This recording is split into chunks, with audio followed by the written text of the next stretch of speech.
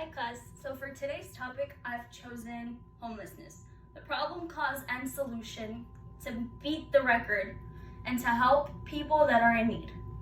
So why is the population of homelessness hitting new skyrockets? What's the problem? And what are the solutions? What are the ends that we can go to as humans, as individuals, to lend a hand and extend an olive branch to help out? Now, there's a problem. Unfortunately, in the year 2001, the homeless population was 151,278. Those were just the general. Now, we're not talking about the women and the children in the system. Now, if we were, then we'd look at a number of 263,058 women and children that are unfortunately homeless. And this was only last year. We're not talking about 2020. We're talking about 2019, all of 2019. So that's only in Los Angeles, in California. But in Skid Row, there is at least, bare minimum, 40,000 people, men, women, children being exposed to all of that. So imagine the problem of all of that, let alone the cause and the effect and the solution for a minute.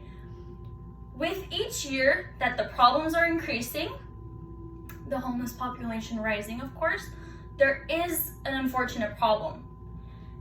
Now, according to society, places like Skid Row and in California, there is a huge increase in the homeless community. And the problem does not just stop there. It goes above and beyond. We're not talking about people coming in and taking ground and whatever the case may be. We're talking about the effects of those people coming in to our communities and settling down and owning a little land of their own. Now the land begins off clean, sanitized, maybe a couple bugs here and there, but no big deal, right? But unfortunately, with the rising numbers of the homeless community, another problem comes forth.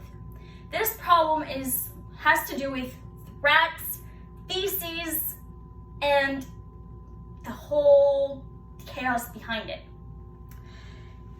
Now, problems like rodents, unfriendly smells, fears, loitering, among other problems, those have effects on us humans, you know? And when Dakota Smith published an article called Filth from the Homeless Camps in the Luring Rates to LA City Hall in the New York Times, she justifies my statement. Sorry. She stated that the Cal State Pest Control brought to access in City Hall to have a control on these rats and these feces that were just there. Now, these people that are exposed to this get a whiff of that smell and that sight of a person urinating, loitering, and all of that. And it can weigh mentally on a person. Not only physically, but emotionally and mentally. It can be weighing for a person to witness that. Imagine children, adults, young and old, being witness to that. Now, the homeless are using gated areas, and they're using those gated areas as places to go to the restroom and unload. And unfortunately, beautiful places like City Hall and sightseeing places in downtown Los Angeles have become a dumping ground. Now, there are other problems other than feces there is needles, people with no clothes, walking around naked. And unfortunately, that's what our new generations are exposed to. Another article that demonstrates the health risk is the increasing number of people entering the subway. Now, some of us aren't as fortunate enough to have cars or Ubers or Lyfts or some type of transportation, so we take the bus or the metro. So, according to Melissa Keene and Susan Edmond, they stated that homeless individuals, couples, young and old, have allowed their filth to spread all over our metro system. What can we do about that? And unfortunately, at that time and second, there is nothing we can do but allow them to come and use what's ours as theirs. Now for the cause. What is the first thing people ask or state about the homeless community? Oh, they've fallen into the system of homelessness because of drugs and alcohol and being kicked out of their house. No, that's not the case. The case is some people fall into abuse, some type of traumatic incident at home, and they naturally fall into drug use, and they see the streets as a way to freedom. But that's not the first. Drugs are the least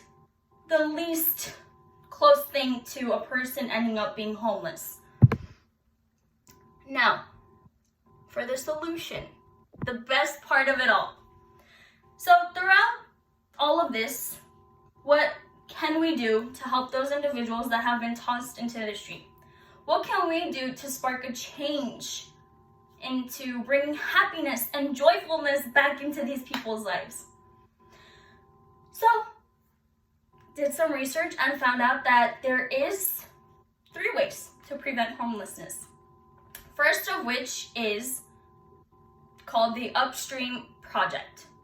You host homes and residents, you help soup kitchens, you give back whenever you get the chance to, you make someone feel loved and appreciated with just a simple gesture. Now, something to leave out there. I believe that there's a solution for every problem in the world. And it's up to us to spark that change and to bring happiness and light and love to the people that truly deserve it. And I hope that with this brief speech that I've given today, throughout these 8 minutes, I hope that I've hit a mental nerve into asking all of you, please think about the next time you see an individual. Don't judge them. Smile, give back whenever and whatever you can. Thank you.